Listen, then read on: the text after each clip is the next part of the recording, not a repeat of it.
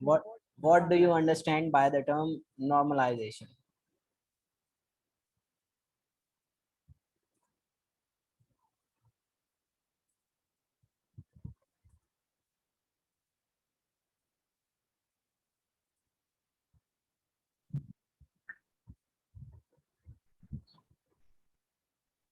बेटा आंसर करेंगे, हम आगे जाएंगे, जल्दी जल्दी आंसर करें, इतना टाइम नहीं है, वैसे ही आप लोग मतलब 20 मिनट गुजार के आए हैं।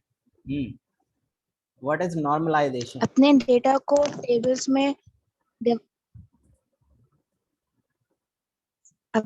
टेबल्स में डिवाइड करना ताकि रिडंडेंसी नहीं आए। और सर हमने कुछ लेक्चर जो स्किप करे क्या? नहीं, रमजान से पहले हमने तो लेक्चर 4 तक करा था। हाँ तो कल हमने 5 किया था। ठीक है सर। 6 नॉर्मलाइजेशन है, वो आप लोग पढ़ चुके हैं तो वो करना नहीं है।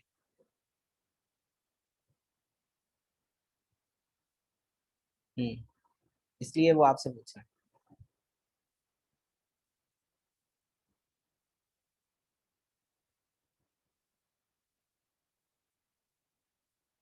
बताएं जल्दी जल्दी, 1NF में क्या होता है?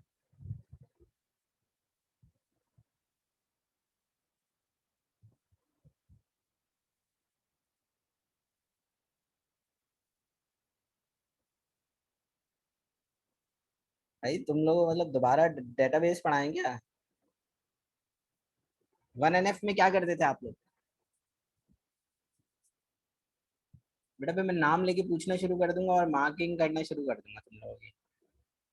बताओ 1NF में क्या करते थे आप लोग?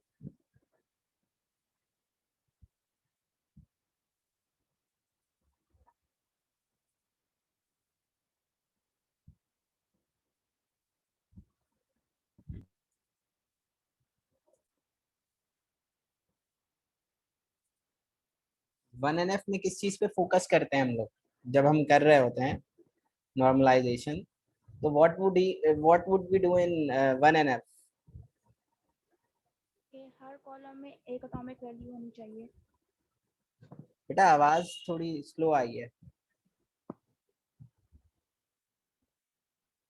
दोबारा बोलो।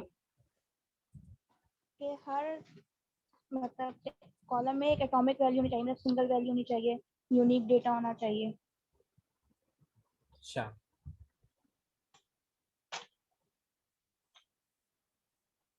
और 2NF में क्या करते हैं?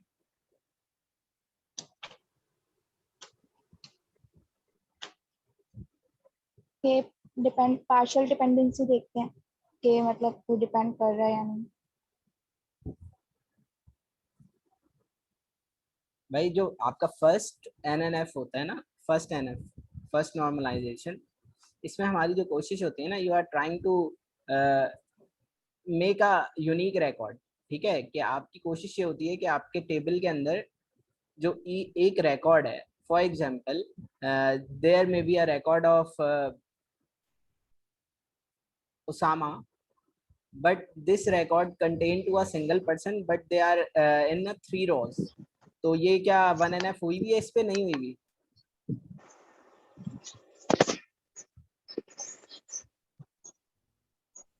भाई एक रिकॉर्ड है उसामा का, लेकिन वो 4 बार आ रहा है, तो ये 1NF में है या नहीं है? नहीं है नहीं है सर। सर, नहीं है। सर अगर सेम रिकॉर्ड आ रहा है 4 दफा फिर तो नहीं है। तो इसको कैसे सही करोगे आप? सर एटॉमिक होना चाहिए, मतलब तमाम रोज जितनी भी है सारे एटॉमिक होने चाहिए। तो द हम सिंपल इसके thing is, the simple thing in 1NF is to each table cell should contain a single value। ठीक है, कि आपका जो सेल है वो क्या कर रहा हो, it should contain a single value. ठीक है, और जो दूसरा पॉइंट हम 1NF में नॉर्मली फोकस कर रहे होते हैं, each record needs to be unique. ठीक है, ये दो चीजें होती हैं जिन पे आप बात करते हो। ठीक है, क्लियर है ये चीज या नहीं? ये पॉइंट क्लियर हुआ आप सबको कि 1NF में लाजमी होता है कि आपका जो रिकॉर्ड है वो यूनिक होना चाहिए। ठीक है, जो सेकंड NNF पे जब हम आते हैं, सेकंड NF में जो बेसिक थिंग होती है, you should follow the 1NF तो सबसे बेसिक चीज ये होती है जो आपने 1NF में किया वो इसमें फॉलो होना चाहिए। जो दूसरा रूल है बेटा 2NF का, वो बेसिक क्या है, सिंगल कॉलम प्राइमरी की, कि आपके पास सिंगल कॉलम प्राइमरी की होनी चाहिए, ठीक है। देन जब आप थर्ड पे आते हो तो क्या होना चाहिए, no transitive functional dependencies among the records, ठीक है। तो ये दो तीन चीजों का ख्याल रखते हैं हम लोग बेसिकली नॉर्मलाइजेशन के अंदर, ठीक है। और we try to focus towards the things, ठीक है।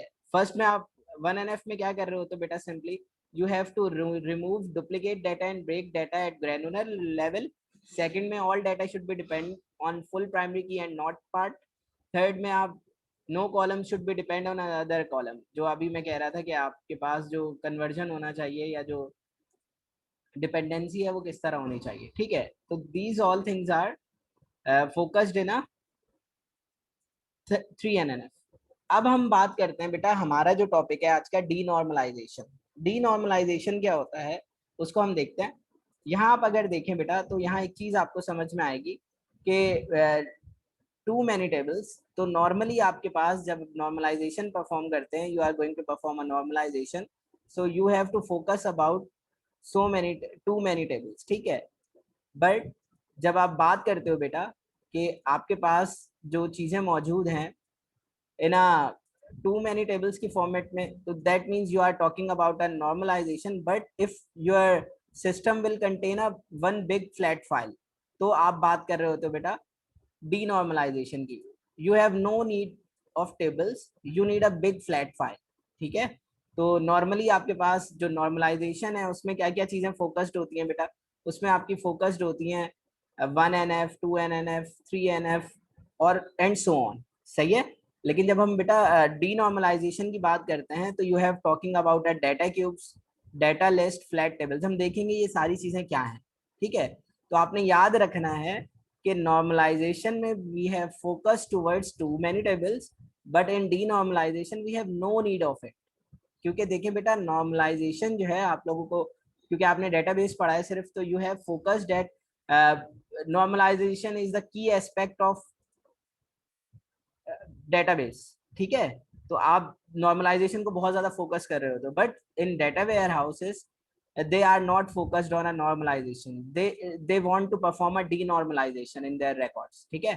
जिस तरह हमने लास्ट क्लास में देखा था कि हमारे पास जो ऐसा होता क्यों है, basically the basic thing is कि इस तरह हम परफॉर्म जो कर रहे होते हैं चीजों को, वो इस वजह से कर रहे होते हैं बेटा कि आपके पास there are two ways. The one is one processing system is OLAP and the second one is OLTP. So when you are talking about a database systems, you are more focused towards OLTP, ठीक है बेटा। तो उसके लिए normalisation का होना बहुत जरूरी है आपके डेटाबेस में, same as it is. But when you perform an OLAP transactions, you are not focused towards normalization, ठीक है। ये पॉइंट क्लियर हो गया आप लोगों को या नहीं, या इसमें कोई इशू है? सर ये पॉइंट एक दफा दोबारा बता दें। देखें बेटा करिए, नॉर्मली आप जब डेटाबेस सिस्टम्स की बात करते हो which belongs to OLTP transactions, तो they are focused towards normalization. उनकी कोशिश ये होती है कि उनके डेटाबेस में, उनका जो डेटाबेस है वो नॉर्मलाइज्ड फॉर्म में हो जितनी हद तक हो सके, ठीक है। और जब आप नॉर्मलाइजेशन परफॉर्म करते हो तो आपकी एक सिंगल डाटा फाइल की मल्टीपल टेबल्स बन जाते हैं, मतलब you have break down your data records into multiple tables, ताकि आप अचीव कर लो नॉर्मलाइजेशन के फैक्टर को। यही करते हो ना बेटा, मतलब आपको एक टेबल मिला, उसमें जिस तरह मैंने अभी बात की कि आपको रॉ फॉर्मेट में डाटा मिला है और एक रिकॉर्ड जो है वो 5 जगह आया हुआ है, तो आप क्या करते हो उसको, you have to try to make a unique और a single record, redundancy remove करने की कोशिश कर रहे होते हो आप लोग। तो उससे क्या होता है कि आपके टेबल्स जो हैं वो सेग्रीगेट होना शुरू होते हैं, मतलब मल्टीपल टेबल्स जनरेट होना शुरू हो जाते हैं। You are making a too many tables for performing a normalization. But क्योंकि आपकी नीड क्या होती है कि you need to insert retrieve in a faster manner अगर नॉर्मलाइज है डाटा। बट जब हम डीनॉर्मलाइजेशन की बात करते हैं बेटा, तो we are focused towards OLAP systems या OLAP ट्रांजैक्शंस, तो उसमें बेटा हमें नीड नहीं होती नॉर्मलाइजेशन की, we need a redundant record, जो आप वहां नहीं चाह रहे होते यहाँ चाह रहे होते हो, because they try to make a linking between so many tables to fetch the record, ठीक है, वो फोकस नहीं होता है कि जल्दी से आंसर आ जाए, they are not focused about this, but in normalization you are focused to that point, ठीक है बेटा, ये पॉइंट क्लियर है? Yes sir. कदीर, देन जो डेफिनेशन है बेटा डीनॉर्मलाइजेशन की क्या है? Denormalization is the process of taking normalized database and modify table structure to allow controlled redundancy for increased database performance. So they are focused towards this, ठीक है, जैसे मैं अभी बता रहा था कि they are not focused towards normalization, they are focused towards that point कि आपका जो डाटा है, आपकी जो नॉर्मलाइज टेबल है, उनकी कोशिश ये होती है कि they can increase the database performance, ठीक है, तो वो क्या करते हैं बेटा, उस नॉर्मलाइज डेटाबेस को जो आप उसे देते हैं वो मॉडिफाई करते हैं इनटू टेबल स्ट्रक्चर्स, और उसके ऊपर जो है वो नॉर्मली जो है फिर वो परफॉर्मेंस को अचीव करने की कोशिश करते हैं, जो कि बेसिकली डीनॉर्मलाइजेशन का फंक्शन है, ठीक है। तो आपने याद रखना है the process of taking a normalized database and modifying table structures to allow controlled redundancy. देखो बेटा, आप वहां नॉर्मलाइजेशन में भाग रहे होते हो रिडंडेंसी से, यहाँ वो आपको अलाउ करवाता है, ठीक है, क्यों करवाता है बेटा? Because they want to increase the performance of a database, clear है ये point? Then the aim denormalization है क्या? It the aim to enhance performance without loss of information. तो हमें क्या करना होता है बेटा? The basic thing in denormalization is to enhance the performance without loss of information, ठीक है। तो जो बात अभी मैं कर रहा था लास्ट टाइम बेटा, normalization is the rule of thumb in DBMS, but in data decision support systems ease of use is achieved by the way of denormalization. तो ये जो DSS है बेटा, ये decision support system को रिप्रेजेंट करता है, ठीक है, ये याद रखना है आपने। तो हम क्या कहते हैं बेटा, you are focused towards normalization in a DBMS, but in all decision support systems you want denormalized data, ठीक है बेटा। अब जो डीनॉर्मलाइजेशन है वो डिफरेंट तरह आती है बेटा।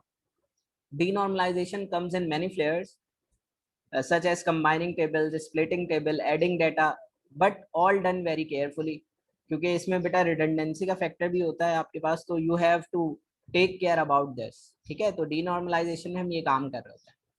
क्लियर है ये चीज या नहीं? डेफिनेशन और ये स्लाइड क्लियर है आप सबको? जी बच्चों,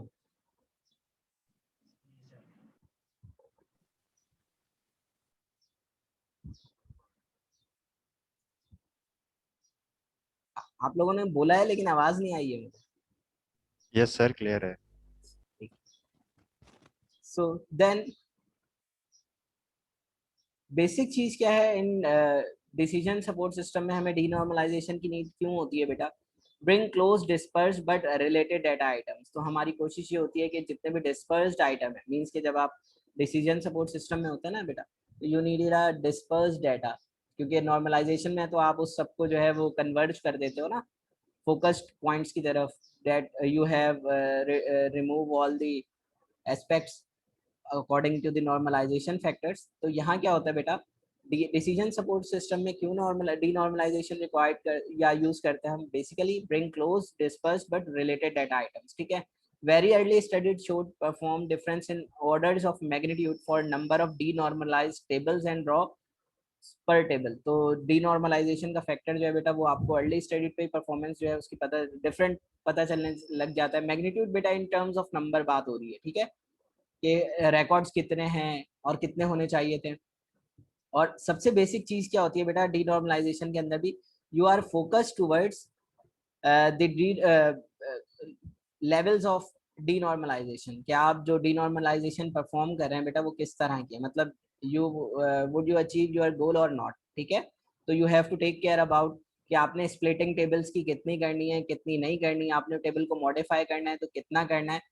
all the things are concerned with the level of denormalization। जितना आपको वो अलाउ करे उतना आपने करना है, वरना फिर आप प्रॉब्लम्स क्रिएट कर दोगे उसमें। अच्छा, डिसीजन सपोर्ट सिस्टम्स के अंदर जो डीनॉर्मलाइजेशन है वो इम्प्रूव कैसे करती है परफॉर्मेंस को। देखिए बेटा, denormalisation specifically improves performance by either, किस तरह, reducing the number of tables and hence the reliance on joins which consequently speeds up the performance। तो होता क्या है बेटा, या तो आपके नंबर ऑफ टेबल्स रिड्यूस हो जाते हैं, या फिर वो बेसिकली जो है उसका फोकस टुवर्ड्स होता है बेटा जॉइंट्स पे, और जैसे ही वो जॉइंट्स की क्यूरी को एग्जीक्यूट करता है तो जो आपकी परफॉर्मेंस है वो as compare to taking so much time they perform in a speedy manner. ठीक है, reducing the number of joins required during query execution। तो आपको ये भी पता होना चाहिए कि जब आप नंबर ऑफ जॉइंट्स को रिड्यूस करेंगे ड्यूरिंग क्यूरी एग्जीक्यूशन, तो उसको भी आपने क्या करना है, देखना है कि भाई ये जो जॉइन लग रहा है ये लगाना चाहिए था, नहीं लगाना चाहिए था। अगर ये जॉइन लगना है तो क्यों लगना है, ये सारी इंफॉर्मेशन आपको पहले होनी चाहिए क्यूरी एग्जीक्यूशन से पहले। ये ना हो कि आप बजाय इसके कि उसको अच्छे लेवल्स में अच्छी तरह उसको रिटर्न करवाते डेटा, आप वहां गड़बड़ कर दें। ठीक है, तो you have to take care about this. तो आगे बेटा इसी तरह की वो चीजें बताएंगे। क्या है बेटा, केयरफुली गाइडलाइंस फॉर डीनॉर्मलाइजेशन। जब आप डाटा के अंदर, डाटा सेट के अंदर डीनॉर्मलाइजेशन परफॉर्म कर रहे हो बेटा, तो किन चीजों का ख्याल करना है और कौन कौन से स्टेप्स आपने फॉलो करने हैं वो देखें। Carefully do a cost benefit analysis. तो आप क्या करें बेटा, सबसे बेसिक चीज ये होती है कि कॉस्ट बेनिफिट एनालिसिस मीन कि if you are going to perform any query और any analytical processing, you have to take care about this, that this query will be cost beneficent or not। अगर वो cost beneficent है तो आप उसे apply करें। मतलब बहुत सारे कॉलम्स ऐसे होते हैं ना जिनकी कोई वर्थ नहीं होती, लेकिन वो डाटा का पार्ट होते हैं। तो आपने जब एनालिसिस करना है तो you have to take care about this कि आप जिन फीचर्स पे, जिन कॉलम्स पे काम कर रहे हो या जिनको आप ऐड अप कर रहे हो इनटू योर टेबल, वो काम के हैं या नहीं है। तो फ्रीक्वेंसी ऑफ यूज के how many times this transaction और an item will be used. Additional storage क्या है आपके पास, जॉइन टाइम कितना है, मींस के जो एग्जीक्यूशन है इन सबका वो कितने ओवर अ टाइम पीरियड कितना टाइम लेने जा रहा है। सेकेंड स्टेप क्या है बेटा, do a data requirement and storage analysis. सबसे पहले आप चेक करें कि डाटा की रिक्वायरमेंट क्या है और स्टोरेज एनालिसिस क्या है। फॉर एग्जाम्पल, एक एग्जाम्पल ले लेते हैं यहाँ पे डाटा रिक्वायरमेंट के हवाले से और स्टोरेज एनालिसिस के हवाले से, कि आपकी जो नॉर्मली इम्तियाज है, इम्तियाज की बात कर लेते हैं। तो इनकी डाटा रिक्वायरमेंट्स क्या होती हैं इन अ समर सीजन और इन अ विंटर सीजन, कौन एक्सप्लेन करेगा।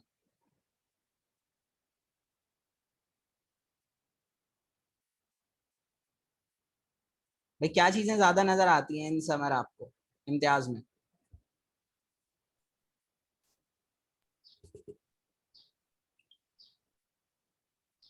बोलो बेटा, आवाज नहीं आ रही आप लोगों की। सर जैसे समर में हल्के कपड़े होंगे, इतने मोटे ना होंगे, और विंटर में ये होगा कि मतलब गर्म कपड़े होंगे ज्यादातर। और कोई, इम्तियाज जाते हो कभी? यस सर, उस दिन भी गया था। तो जाते ही क्या पता चलता है? सर इतना मतलब सर रश कुछ नहीं। ज्यादा होता है सर वहां पे। गर्मियों सर्दियों में रश ज्यादा होता है। मतलब सलाम है आप सबको, जिस सोच के साथ आप लोग मुझे जवाब दे रहे हो ना, वो कपड़ों पे चला गया है और वो कह रहा है रश कम ज्यादा होता है। गर्मियों में रश सर ज्यादा होता है। गर्मियों में मशरूबात ज्यादा होता है। हाँ, ये जवाब था। हम्माद ने सही बताया है कि सर व्हेनेवर। तो सर जी तो क्लॉथ्स की एग्जांपल नहीं ले सकते क्या? एक कैसे, प्रोडक्ट तो ये भी मतलब है। नहीं, वहां तो आपको रैक्स में रखे हुए मिलते हैं ना क्लोथ्स। तो हाँ। ठीक है, वो आपको मतलब ऐसे ही अंदर जाते ही तो नहीं पता चल जाता कि हाँ यार गर्मियां आ गई हैं। नहीं सर, अगर सर प्रोडक्ट की बात करें तो प्रोडक्ट की बात तो ये होगी ना। अब आप मतलब सर जैसे आप गर्मियों में एसी सामने की चल रहा होता रिक्वायरमेंट है की और बात सर्दियों करें। में बंद होता बेटा यासिर, गर्मियों में भी एसी चल रहा होता है इम्तियाज में और सर्दियों में भी चल रहा होता है, कभी बंद नहीं होता। सर प्रोडक्ट सेल ज्यादा होता है मेरे ख्याल से गर्मियों में, तो मतलब कौन सा प्रोडक्ट सेल ज्यादा होता वही सर, मतलब हल्के कपड़े है? और उनकी ज्यादा सर मतलब कोल्ड ड्रिंक्स। ना। Cold drink. देखिए बेटा, मैं आपको बताता हूँ, मतलब मेरा अपना एक्सपीरियंस है, आप सबके अपने अपने होंगे। जब कभी गर्मियां शुरू हो रही हो या बकरा ईद का सीजन अभी आ रहा है ना, तो अभी आप एक हफ्ते, 2 हफ्ते, 1 महीने बाद आप जो है वो इम्तियाज जाए, तो आपको जैसे ही आप वो एलिवेटर से नीचे जाएंगे, तो क्या होगा, आपको नजर आ रहा होगा कि हर जगह कोल्ड ड्रिंक ही कोल्ड ड्रिंक भरी पड़ी है। मतलब ऐसा लगता है कि इम्तियाज में कोल्ड ड्रिंक ही बिक रही है। या आप अभी रमजान में जाएं तो रूह अफ़ज़ा, जामे शीरी और टैंक्स के रैक्स भरे पड़े होते हैं। और आप नॉर्मल ड्यूरेशन में जाएं तो बहुत कम रखे होते हैं टैंग और ये रूह अफ़ज़ा की बॉटल्स, इस तरह की जामे शीरी, ये बहुत कम होती है। ये फील किया है कभी आप लोगों ने? भाई खवातीन कहाँ है, खवातीन जाती हैं इम्तियाज, तो लड़के बेचारे जवाब दे रहे हैं तुम्हारी क्लास में। सर हम तो जाते नहीं, हम तो इतवार बाजार से ले लेते हैं। हाँ, तो जब यही तो मसला है तुम्हारा मेरी तरह। तो भाई खवातीन कहाँ है, मस्तूरात बोलो, तुम लोग कभी नहीं गई? अभी तुम लोगों की अम्माओं को फोन करके पूछ लूंगा, ये लोग नहीं करते क्या काम घर का? सर तो ग्रोसरी तो अम्मा देंगी ना। तो जाते तो हो ना, दिखता तो है, यहाँ के बंद की हुई सर होती है। सर इम्तियाज आप सर्दियों में जाएं या गर्मियों में जाएं, जहाँ पे जिस चीज की जगह होती है वो वहीं पे होती है। वाह। अच्छा, अभी अगर हम जाएं तो जो टैंक मतलब नीचे भी लगा हुआ था जमीन पे भी, तो वो अभी होगा या रैक्स में होगा सिर्फ, वो भी लिमिटेड क्वांटिटी के अंदर? सर मैं तो जब भी जाती हूँ, सर्दियों में जाऊं या गर्मियों में, मुझे तो एक ही जगह पे रैक्स पे उतने ही टैंक्स नजर आते हैं, सारे स्टॉक में होते हैं और वाह। उन्हीं आइल्स में होते हैं। मतलब ऐसा तो नहीं होता कि गर्मियों में उन्होंने शुरू में लगा दिए एंड देन सर्दियों में उन्होंने बैक पे कर दिया। सर ऐसा होता है कि गर्मी में थोड़ा सा ऑफर वगैरह लगा देते हैं। गए बेटा, तुम लोगों के सब गए, नामुमकिनात में से है तुम लोग शॉपिंग सर कर। गर्मियों में तो वैसे भी रोड्स वगैरह पर भी मिल रहे होते हैं जूस वगैरह। हाँ विंटर्स में कहाँ मिलते हैं? हाँ, पाकोला सिर्फ मिल्क इम्तियाज मिल की रहा बात होता है ना, थोड़ी है। दूध। जी सर, मिल रहा होता है, वो बात अलग है, हम लेते नहीं है। हाँ मतलब गर्मियों में क्या बात है आप लोगों क्या की, आप पता लोग तुम कुछ नहीं लेते कर तो सकते होगी। बेटा, आप लोग कुछ नहीं कर सकते। तो नॉर्मली बेटा आपको इम्तियाज के मतलब अभी जो भी सीजन आने वाला होता है ना, आप जब इम्तियाज में एंटर होते हैं ना, आपको पता चल जाता है। जैसे अभी सर आप, जैसे अभी मसाले के डब्बे ज्यादा दिखते जी अभी आप जाएंगे ना, तो आपको हर जगह जिस तरह खजूर के डब्बे रखे हुए थे ना सेंटर में, अगर आप गुलशन वाले इम्तियाज जाए, तो वो जो सेंट्रल पार्ट है वहाँ उन्होंने ना बहुत सारे बॉक्सेस रख दिए थे खजूर के। क्योंकि ऑब्वियस सी बात है कि लोगों ने खजूर बाय करना था, तो बजाय इसके कि वो रैक्स तक जाए, यहाँ से लेते हुए चले जाए। सेम एज इट इज अब वो यही करेंगे जो बस ही कह रहे हैं कि अब जो है ना, आप जब भी जाएंगे तो आपको डिफरेंट डिफरेंट ऑफर्स नजर आएंगी, और सारा का सारा जो मतलब फोकस होगा ना टूवर्ड्स ये मसाला जात होगा उनका, कि शान, नेशनल, इन सब के जो मसाले हैं वो आपको मतलब घुसते ही पता चल जाएगा कि भाई बकरा ईद आने वाली है। और कोल्ड ड्रिंक्स, ये दो चीजें आपको प्रोमिनेंट होकर दिख रही होंगी कि now Muslims are moving towards Eid ul Azha occasion. तो क्या होता है, आप लोग सबसे ज्यादा यही चीजें बाय करते हो। अभी रमजान की ईद में यस कितने सर। लोग ऐसे हैं जिन्होंने जाके शान के मसाले खरीदे थे, मतलब रमजान में? पता नहीं। हैं? हैं। सर जस्ट चाट मसाला बस। हाँ, नहीं और भी मत नहीं खरीदे ना अरीबा? क्या खरीदे थे? नहीं नहीं सर।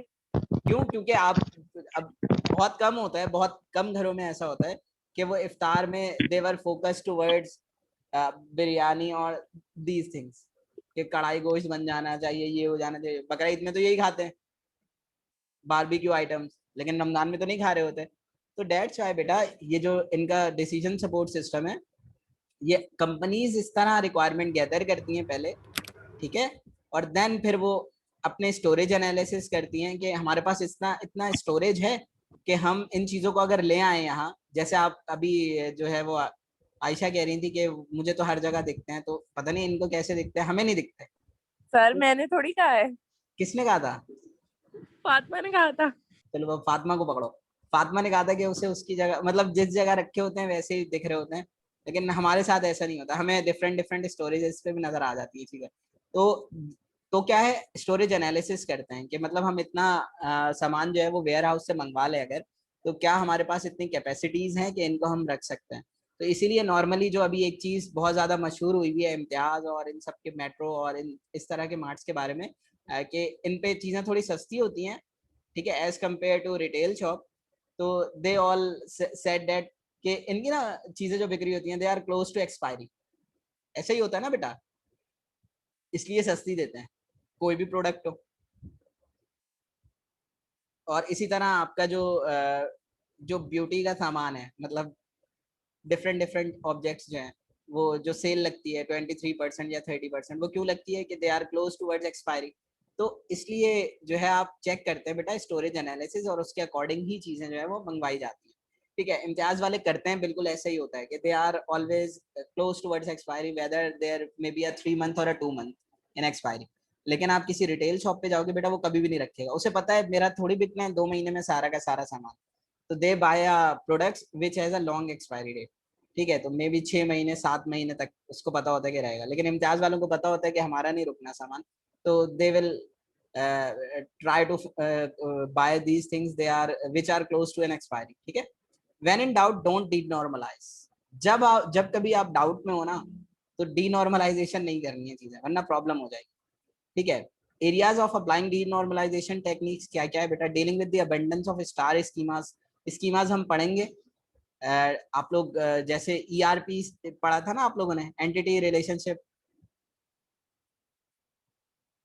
Yes sir. यस ठीक सर। है, तो इसमें वो वाली चीजें नहीं होती, इनके अपने जो है वो स्ट्रेटेजीज में हैं जिनके थ्रू आप डीनॉर्मलाइजेशन परफॉर्म करते हो। इसमें हम स्कीमास पढ़ते हैं। ठीक है, स्टार स्कीमा है आपके पास, सही है, और डिफरेंट स्कीमास हैं जिनको हम स्टडी करेंगे थ्रू आउट द लेक्चर। तो ये परफॉर्म कैसे करते हैं बेटा? जब आप स्टार स्कीमा से जो है वो चीज़ों को सॉल्व करने की कोशिश करते हैं, you are fast aggregate sum average result की तरफ चले जाते हैं, और मल्टी डायमेंशनल एनालिसिस परफॉर्म होता है। ठीक है, example geography is a complex hierarchy. अच्छा, ये जो बेटा यहाँ जियोग्राफी लिखा है ना, ये इन टर्म्स ऑफ रीजन बात हो रही है कि आप डिफरेंट रीजन्स की नीड डिफरेंट होती हैं। ठीक है, तो वो उसी के अकॉर्डिंग जो है वो आपको हिरार्की रखनी होती है। Dealing with few tables but many joints queries. आप फ्यू अपडेट्स के बारे में काम कर रहे होते हैं, लेकिन आपकी जो ज्वाइनिंग है वो बेसिकली डिफरेंट क्यूरीज को ज्वाइन करके हो रही होती है। ठीक है, ये बेटा जो लास्ट पॉइंट है इसको फोकस करके पढ़िएगा। Denormalization will ultimately effect the database size and query performance. तो आपने ये याद रखना है कि जब आप डीनॉर्मलाइजेशन करते हो ना बेटा, it will affect the query performance and database size. So if you perform a denormalization in very depth manner, so it will always affect the query performance. Time ज्यादा लेगा बेटा।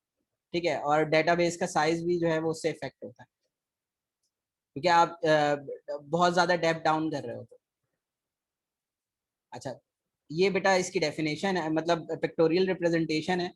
Database design cycle incorporating denormalisation. आप क्या करने जा रहे हैं बेटा? आप डेटाबेस साइकिल को इनकॉर्पोरेट कर रहे हो इनटू डीनॉर्मलाइजेशन। अब वो कौन से प्रोसीजर्स जो हैं वो आपके नॉर्मल डेटाबेस डिजाइन से बाहर होते हैं, उनको देखते हैं बेटा। आप नॉर्मली क्या करते हो बेटा?